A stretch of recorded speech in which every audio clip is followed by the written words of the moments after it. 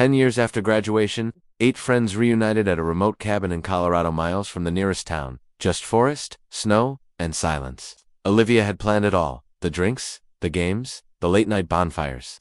Everyone came, some reluctantly, others too eagerly. Old friendships and old tensions lit up the air the moment they arrived. There was Tyler, the charming jock turned realtor. Amanda, always the quiet observer. Sam and Leela, once inseparable, now barely speaking. Max, now a lawyer. Jenny, still loud and bold. And Noah, the one who never answered messages but showed up anyway.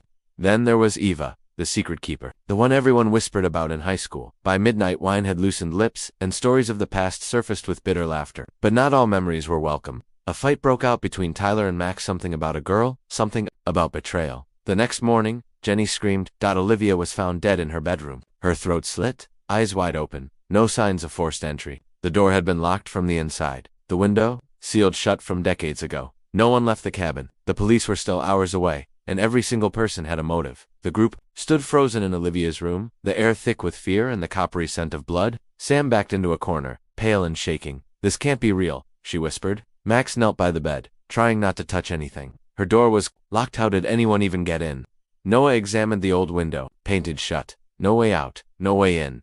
Panic rose like smoke. They weren't just mourning Olivia, they were trapped in a murder scene. Lila suggested calling the police again, but there was still no signal. A storm had knocked out reception, and the landline had gone dead during the night. Amanda, ever observant, finally spoke. "Someone here killed her. We all know that." Everyone turned to each other, every face suddenly unfamiliar. Jenny's eyes narrowed. "She knew something. She told me last night she had a truth to reveal before we left." "What truth?" Tyler asked. "She didn't say." "Just that someone here had blood on their hands already."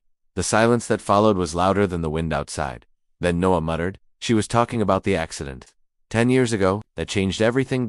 Because only they knew what really happened that night. 10 years ago.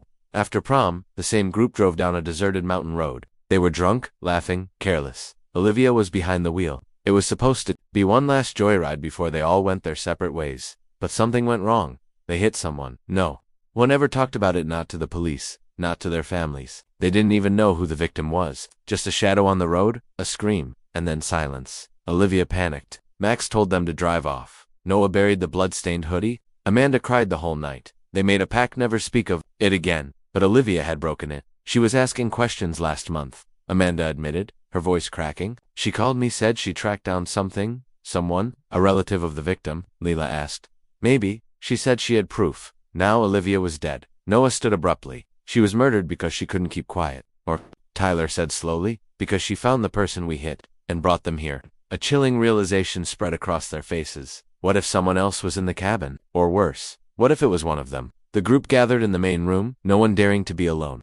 The fireplace crackled, but no warmth reached their faces. Snow had begun to fall again, outside, thick, heavy, and suffocating. Trapped. Jenny locked the front door, her hands trembling. "If it is one of us, we can't let them leave." Sam paced nervously.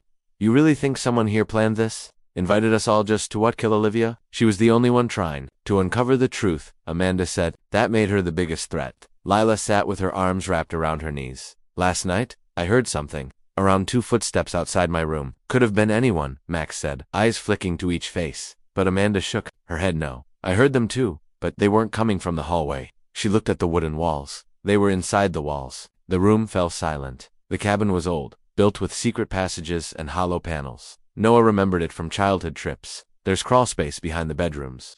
Used to scare us as kids." The idea that someone could be watching, moving, listening while they slept made everyone shudder. The killer didn't need to enter Olivia's room. They were already inside, desperate for answers. Max and Amanda went through Olivia's belongings. Her suitcase, still neatly packed, revealed a manila folder hidden under a false bottom. Amanda hesitated. "This feels wrong." Max ignored her and opened it. Inside were printouts of old news, clippings, faded headlines about a missing teenage boy named Eli Warren, reported missing on the same night of their prom. He'd been walking home from a party, last seen near the forest road, the road they had driven that night. There were photos too of a woman, maybe Eli's sister or mother. Handwritten notes covered in Olivia's tidy handwriting. "Met with her. She believes Eli's still out. The roar knows someone who's lying." Max read aloud. Amanda's voice cracked. She was going to tell. She found his family. Jenny snatched the folder. "She was going to ruin all of us. We have careers, families. You think a 10-year-old cover-up just disappears quietly?" Tyler stepped forward. "So that's your excuse? You think someone here killed her to keep their life safe?" "No," Noah interrupted. It means someone already did once. This was never just about Olivia. He held up a page Olivia had circled in red ink. What if Eli didn't die that night? Everyone stared at Noah. His voice dropped. Think about it. We never saw his face. It was dark. There was blood, but no body. We assumed he died. But the blood, Jenny began, could have been a head wound. He might have survived. Stumbled off. Forgotten everything. Noah paused, or remembered everything. Amanda flipped through the file again. There was a photo of Eli, 15 years old, smiling awkwardly. We wouldn't even recognize him today. Lila's voice trembled. You think he's here, with us?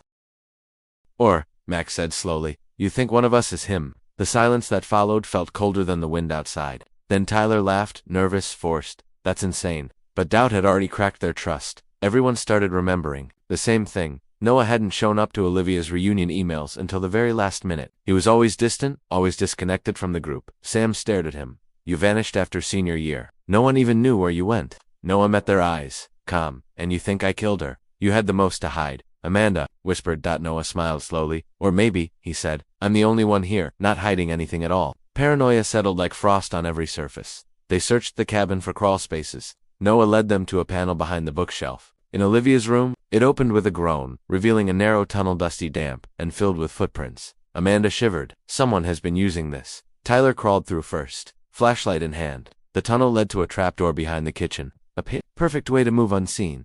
Perfect way to move unseen. Suddenly, Jenny called from outside. Come quick. They rushed out into the blinding snow.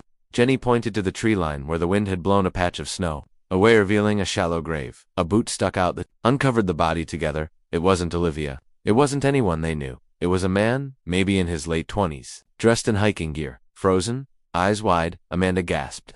That's Eli. It has to be. Olivia must have found him. Max shook his head. If he's dead, then who killed Olivia? A crunch behind them. They turned. Sam stood there, crying. I didn't mean to. He came here. He said he'd tell everyone. He threatened us, said we ruined his life. Lila's voice broke. You killed both of them. No, Sam whispered. I only killed one.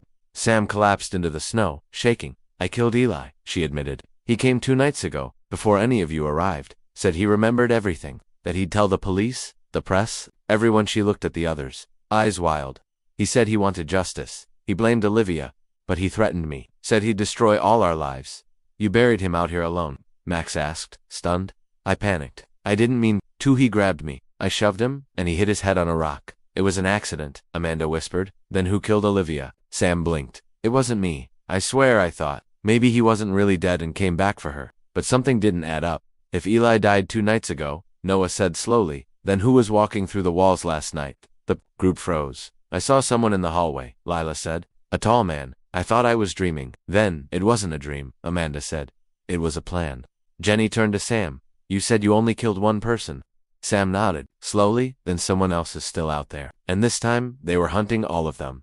Back inside the cabin, Lila noticed Olivia's old camcorder sitting on the mantel. Dusty but blinking with a red light still recording. Amanda played the latest clip. The screen flickered. Olivia sat in her room, speaking directly into the lens. If you're watching this, I'm probably dead, she began. She looked terrified but determined. I lied to everyone. Eli didn't just remember what happened. He had a twin. His name is Ethan. I found him. He reached out to me after I posted about our reunion.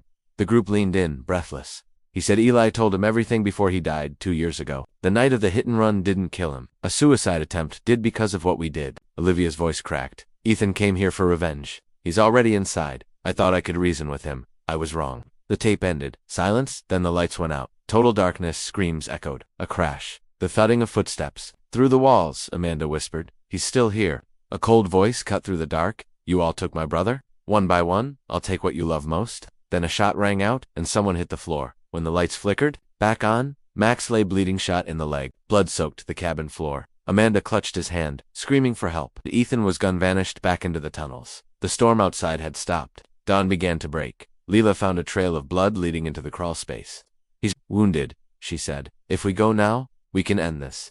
But Noah shook his head. No, he's been planning this for years. Every trap, every step. If we follow, he'll pick us off one by one. Jenny grabbed a fire poker. Then we don't wait. We burn him out. They doused the crawl space with liquor and set it ablaze.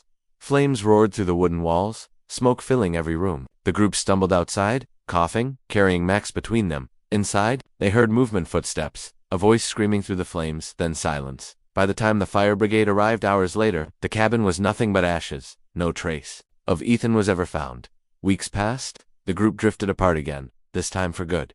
But Amanda still wakes up at night. Sometimes she swears she hears footsteps in the walls, and a whisper in the dark. One of you is next.